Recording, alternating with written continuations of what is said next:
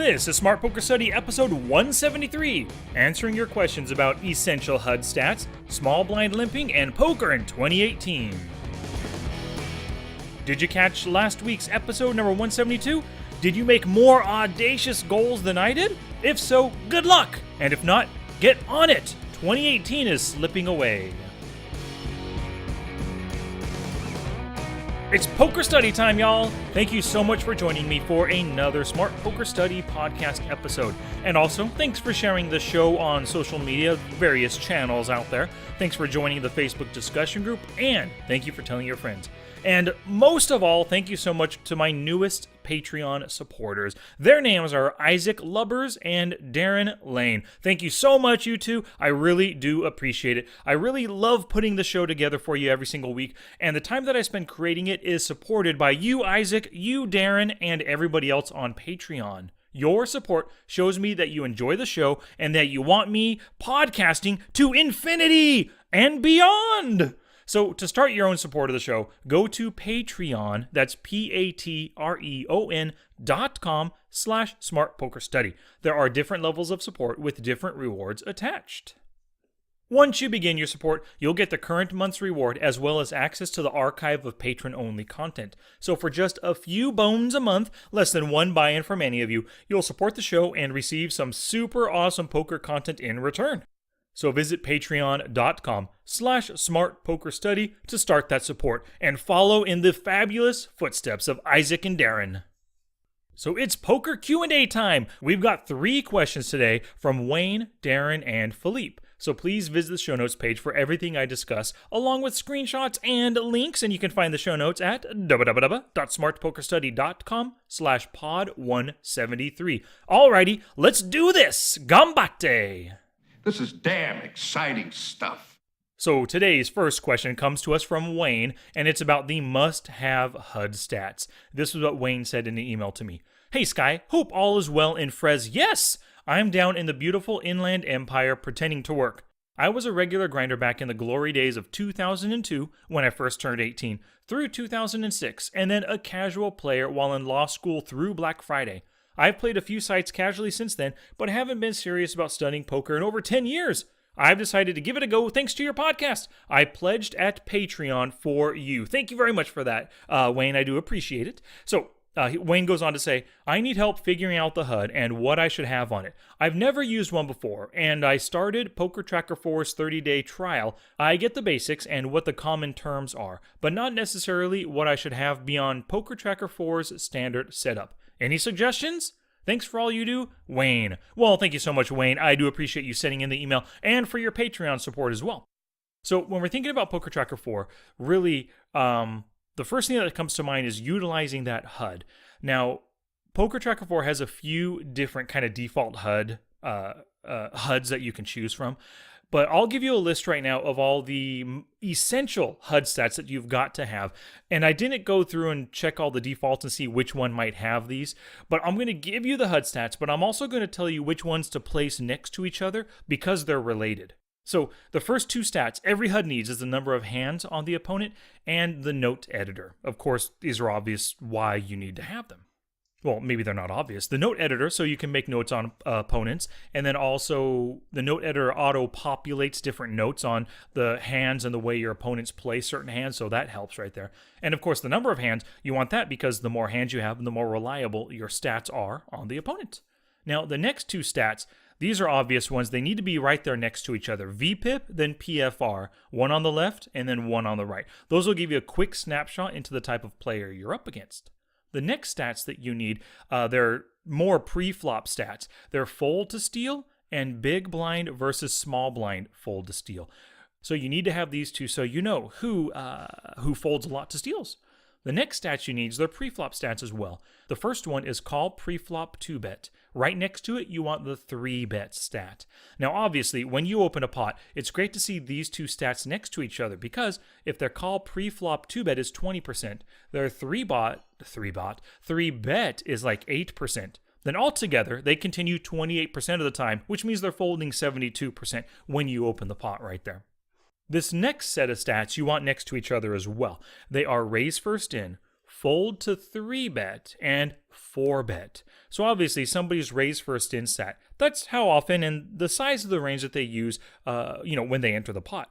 The fold to 3-bet you want right next to it, because if you're considering bluff 3-betting or value 3-betting them, you want to know how often they actually fold to 3-bets. And then the 4-bet should be right next to that, because if you're going to 3-bet them, you want to see how often they're going to come back over the top with a 4-bet.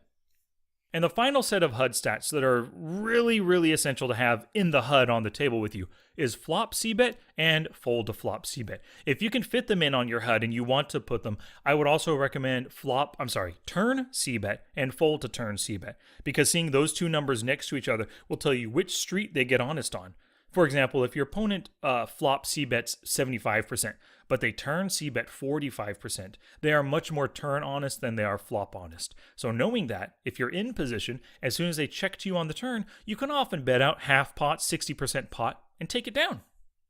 So that's the HUD. For pop-ups, what I recommend for you, Wayne, is just stick with the Poker Tracker 4 default ones for now. I think they're called total flop, turn, and river, or maybe pre-flop, flop, turn, river. I don't use them anymore because I have my own pop-ups that I've created. I'm not going to go into each of those pop-ups right now for you, but I will give you the names of the pop-ups to give you some ideas of what you can make for yourself. I have 6 different pop-ups that I use. The first is a c-bet pop-up, so of course that contains various c-bet related stats, both in position and out of position. Also street-by-street c-bet stats. The next pop-up is the fold to c-bet pop-up. The next is a 3-bet pop-up.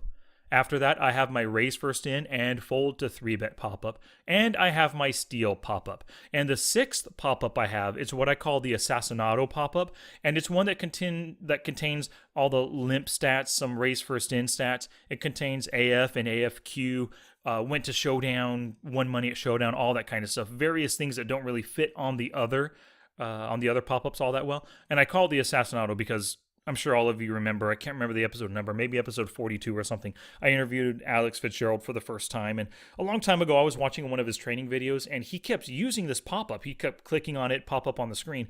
Eventually I thought, wow, that's a really good pop-up. He uses it all the time. When he eventually clicked on it so it popped up, I paused the video, took a screenshot, and then just built my pop-up to match his. I made some changes, made some additions. Alrighty, well, thank you very much for that question, Wayne. I hope that helps you out, and I hope it helps everybody else out. All right, the next question comes to us from Darren. And Darren, thank you also for being a supporter on Patreon. So Darren's question, he says, is there ever a situation to just complete the small blind when it's folded to the loose aggressive or loose passive button and they just limp in?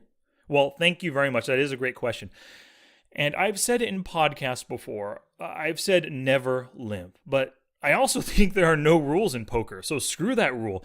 I say do what you want as long as you estimate it to be a positive EV play. And I think a good limping range will be just about the same as a good calling range from the small blind. You call from the small blind or big blind because you want to see a flop with your hand, and a 3-bet bluff with that hand will probably not work, or you're just risking too many chips with a weaker hand possibly, or just a hand that flops well that you want to see the flop with. Like Jack 10 suited, for example. It's a great hand to see flops, but you don't really want to build the pot yourself from out of position with a hand like this. You're more than willing to call a raise with it, so you might as well call a limp, or in this case, when you're calling a limp, it just means you're over-limping.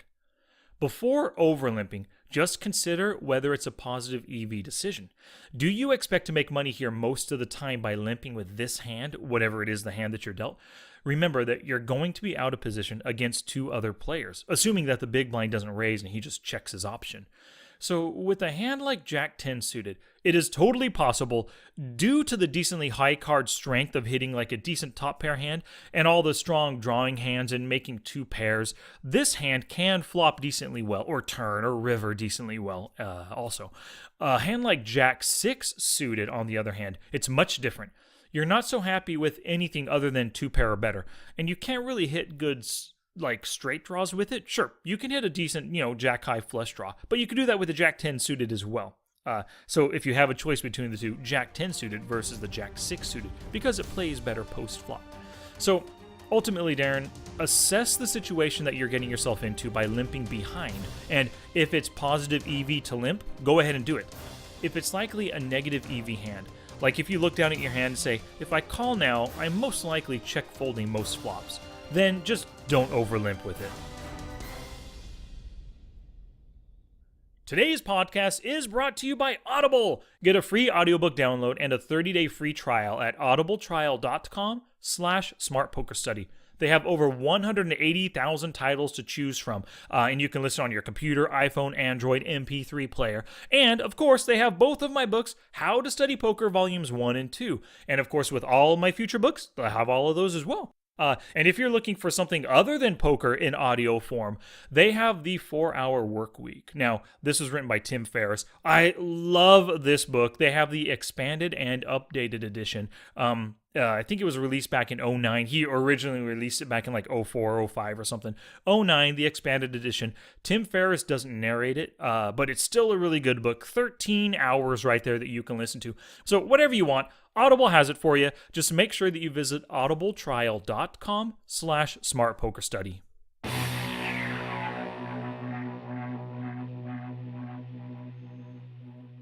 And two little shout outs today. Tom Turnay purchased the Smart HUD. He did so by going to smartpokerstudy.com/smarthud. He downloaded the HUDs, installed them. I don't know how he's doing with them, but I'm assuming he's kicking some poker butt. So thank you very much for purchasing that Smart HUD, Tom Turnay.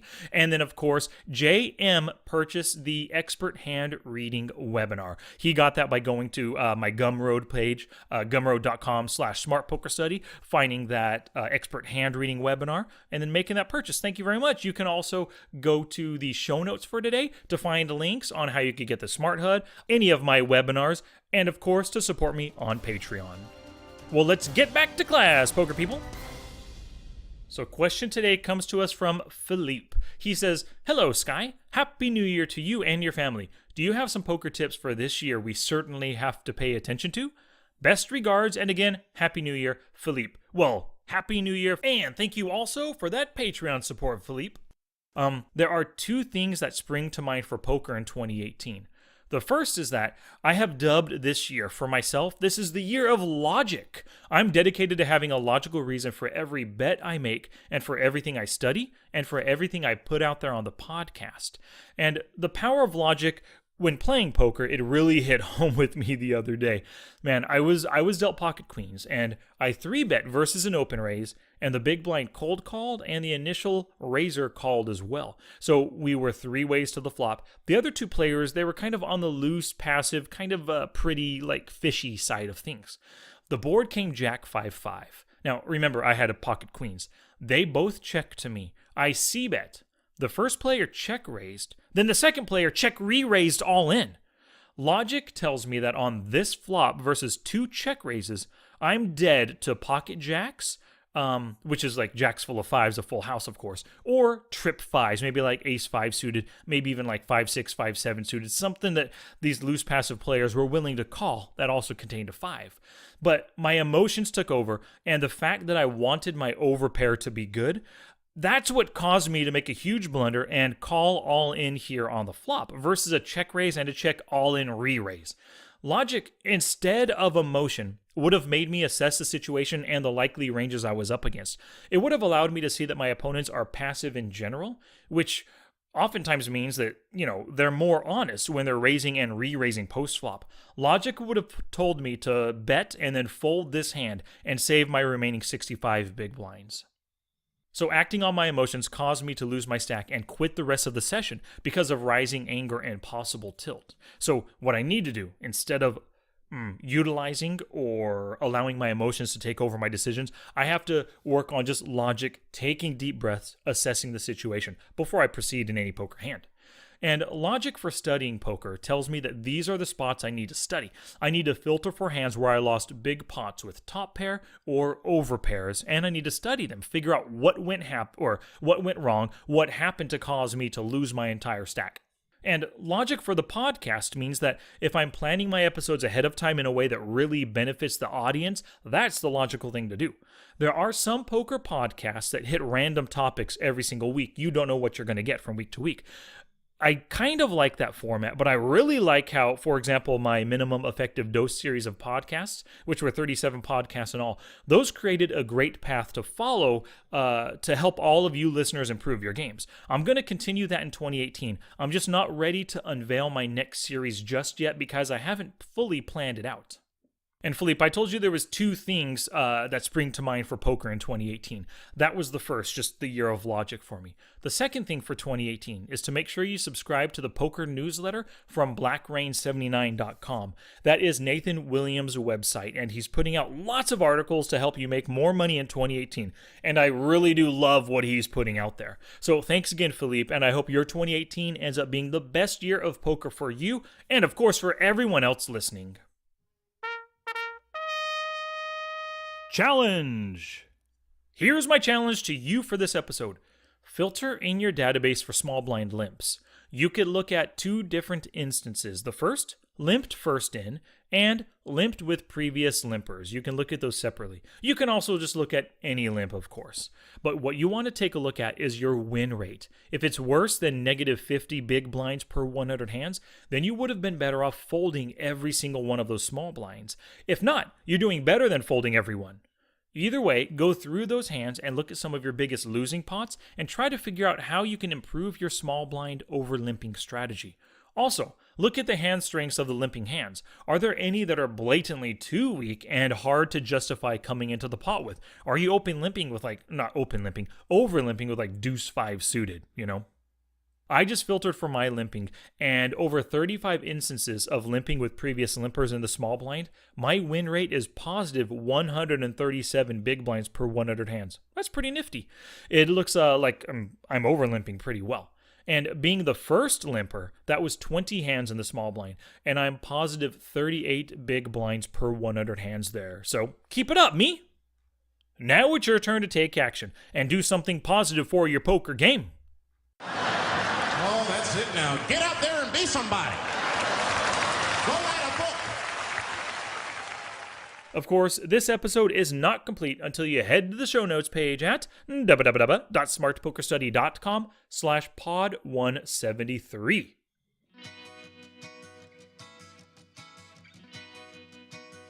Thank you so much for listening today. Make sure you enable my Alexa flash briefing skill. Just search for Smart Poker Study in the Amazon Alexa store. If you can type the word Smart Poker Study, you can find me on Twitch, YouTube, Facebook, Instagram, and Twitter. And if you have questions, I've got the answers. Send me an email to sky@smartpokerstudy.com and your question might be featured on the next Q&A. Alrighty, poker people, next week in episode 174, I'll discuss what I learned through playing 263 heads-up sit-and-go matches in December. Word of mouth is the best advertising, so thank you very much for sharing the show with other poker people. Your sharing and caring is what helps us grow. Until next time, study smart, play much, and make your next session the best one yet.